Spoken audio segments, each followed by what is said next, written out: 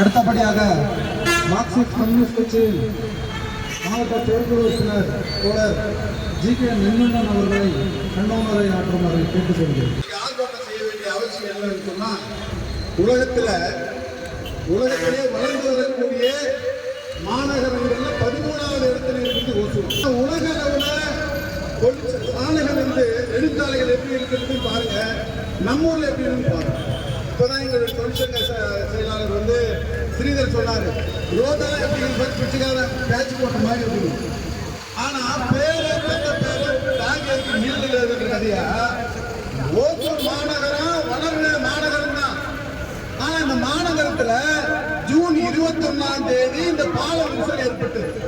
Collector என்ன சொன்னாரு, கட்டாயம் நாங்க உடனடியாக 1.5 மாசம் ஆகுது, இந்த வரைக்கும் அவர் வரல, என்ன ஆச்சுன்னு தெரியல. ஒவ்வொரு நாளும் பயணம் செய்யும் போது 2 மணி நேரம் டிராபிக் ஜாம் ஆகுது. அப்ப 2 மணி நேரம் டிராபிக் ஜாம் ஆகுது சொன்னா கிட்டத்தட்ட ஒரு நாளைக்கு 50,000 வாகனங்கள் இந்த ரூட்ல போகுது. பெரிய சிட்டியா இருக்கிற பெங்களூருக்கு எங்க இருந்தே நெடுஞ்சாலையிலே காஷ்மீர்ல இருந்து இங்க வரைக்கும் பெரிய நெடுஞ்சாலை. இந்த நெடுஞ்சாலையே கவனிக்காம இந்தியா வல்லரசுன்னு சொல்லி ஆளுகிற பிஜேபி அரசு பாராளுமன்றத்துல 4 மண்டலமும் பொழுதும் மினிக்குது. சந்தோஷப்பட்டு தேசக்கே அம்மாரா தேசம் என்ன நடந்தது பாருங்க. அன்னாட உழைக்கிற மக்கள் அம்மாரா தேசத்துல என்ன செய்திருக்கிறாங்க. அவர் பாகிஸ்தானுக்கும் இங்க சண்டை வைக்கிறது. பகல்காம்ல தீவிரவாதி வந்துட்டான், எங்க வந்தான் தீவிரவாதி, பாராளுமன்றத்துல கேள்வி கேட்டா கொலை மிரட்டல் என்னுடைய எம்பி சு. வெங்கடேசனுக்கு. அந்த கொலை மிரட்டெல்லாம் பார்த்துதான் வந்திருக்கிறோம். உங்களுக்கு கொலை மிரட்டல் இல்லாம பாத்துங்க, நீங்க வீடு ஒழுங்குமா போய் சேருங்க. நாங்க இந்த தேசத்திற்காக போராடுகிறவர்கள். வெங்கடேசன் சொன்னாரு, எங்கள் இதயத்தில் தேசம் இருக்கிறது, உங்கள் இதயத்தில் தேர்தல் இருக்கிறது என்று சொன்னார். ஆகவே தேர்தலை முன்னிட்டு நடக்கிற பிஜேபி அரசாங்கம் இன்னைக்கு நீங்களே மக்களே உங்களுக்கே சாட்சி, நீங்களே பாருங்க. 1.5 மாசம் ஆச்சு இந்த பாலம் விரிசல் விட்டு. இந்த ரோடு இந்த மாநகரத்துல 44 வார்டு இருக்கு. குடிநீர் பிரச்சனை தீர்ந்த பாடு இல்ல, ரோடு பிரச்சனை தீர்ந்த பாடு இல்ல, சாதாரண தலித் மக்களுக்கான வீட்டுமனை பட்டா கொடுக்கல. எதை கேட்டாலும் பதில் சொல்லக்கூடிய ஆட்களை தான் இருக்கிறாங்களே தவிர இருக்கிற இடத்தில் ஒவ்வொரு மாநகராட்சி உட்பட்ட 6 லட்சம் பேருக்கு மேல இருக்கிறாங்க. அந்த நிலவரத்தை யார் பார்க்கறது? ஆனா லட்சக்கணக்கான தொழிலாளர்கள் வேலை செய்யறாங்க. விதவிதமான தொழில்கள் இருக்கு. சாதாரண சிறு தொழில், குறுந்தொழில் இருந்து பெருந்தொழில் வரைக்கும் இருக்கு. அந்த தொழிலாளர்கள் போறதுக்கு வழி என்ன, அவர்களுக்கு பாதுகாப்பு என்ன? எந்த ஏற்பாடு மாநகரத்தில் இல்ல, எந்த ஏற்பாடும் இந்த மாவட்ட தலைமை செய்யறது இல்ல. இந்த பாராளுமன்ற உறுப்பினர் இந்த பக்கம் வரதும் இல்ல. வேறு இடத்துல வந்தாங்க சொன்னவர் தான், போனவர் தான். என்ன பார்க்கிறாரு, என்ன தீர்வு இல்லை. அது கூட்டணி கட்சியாக இருந்தாலும் எதிர்கட்சியாக இருந்தாலும் மக்களுக்கு பிரச்சனைகள் என்று சொன்னால் நாங்கள் களத்திலே தான் நிற்போம், ரோட்டிலே தான் நிற்போம். இப்போது எங்களுடைய மாநகர செயலாளர் அறிவித்திருக்கிறார், என்ன தெரியுமா, இந்த ஆர்ப்பாட்டத்தின் பிரச்சனைக்கு சில காலம் ஒதுக்குகிறோம். அப்படி நடைபெறவில்லை என்றால் இந்த தேசிய நெடுஞ்சாலையில் மறியலை நடத்துவோம் என்று சொன்னால் அது நடந்தே தீரும். ஆகவே அதிகாரிகள் மாவட்ட ஆட்சியை கவனிக்க வேண்டும் என்று கேட்டுக்கொண்டு வாய்ப்புக்கு நன்றி. வணக்கம்.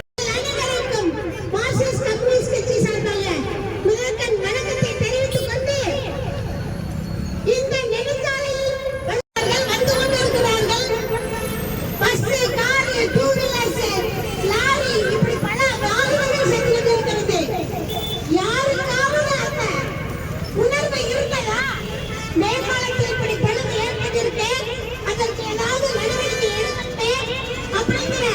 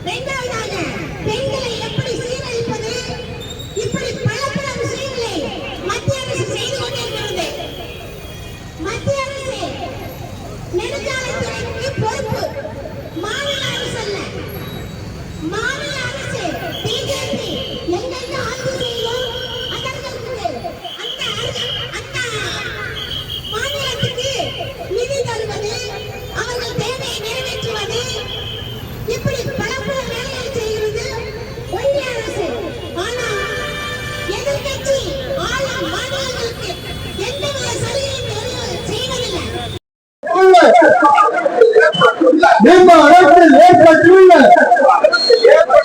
நெரிசலை உடனடியாக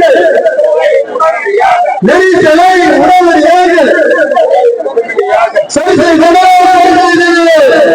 காலை மாலை நேரம் மாணவர்கள் பாதிக்கின்றார். வேலை போகும் ஊழியர்கள்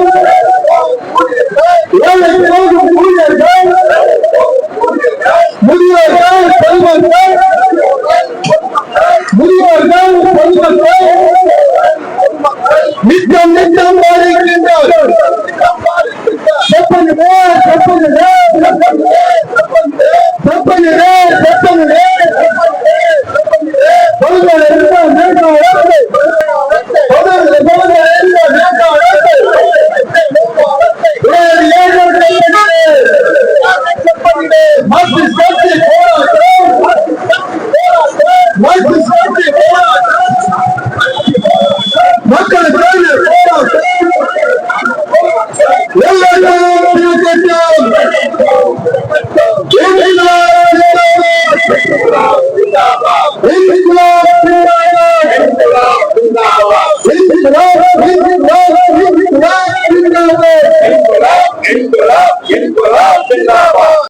என் பேர் மகாலிங்கம், மாவட்ட செயற்குழு உறுப்பினர், மார்க்சிஸ்ட் கம்யூனிஸ்ட் கட்சி.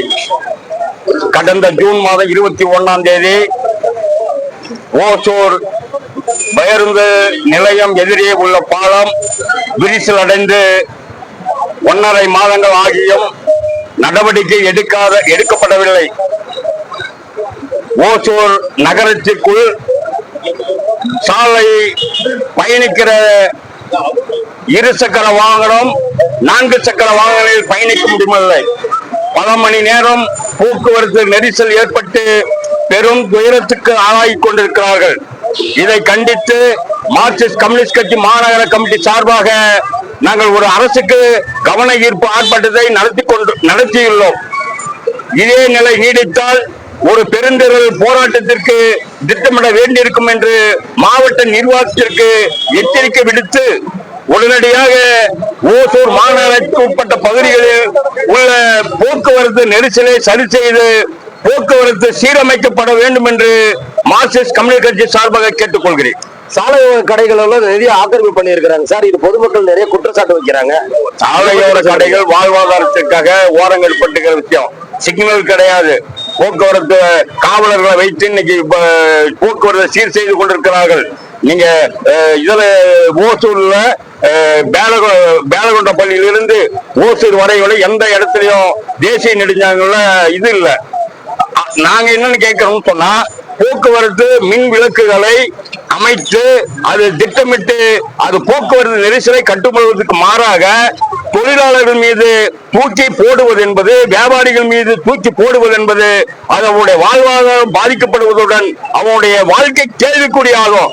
அதற்கு இந்த நிர்வாகம் அதற்கான போக்குவரத்து சிக்னல்களை அமைத்து போக்குவரத்து சரி செய்ய வேண்டும் என்று கேட்டுக்கொள்கிறோம். குறிப்பா போக்குவரத்து நெரிசல் ஆகிற காரணமே இந்த சாலையோர ஆக்கிரமிப்பு பண்றதுனால பொதுமக்கள் குற்றச்சாட்டு வைக்கிறாங்க சார்.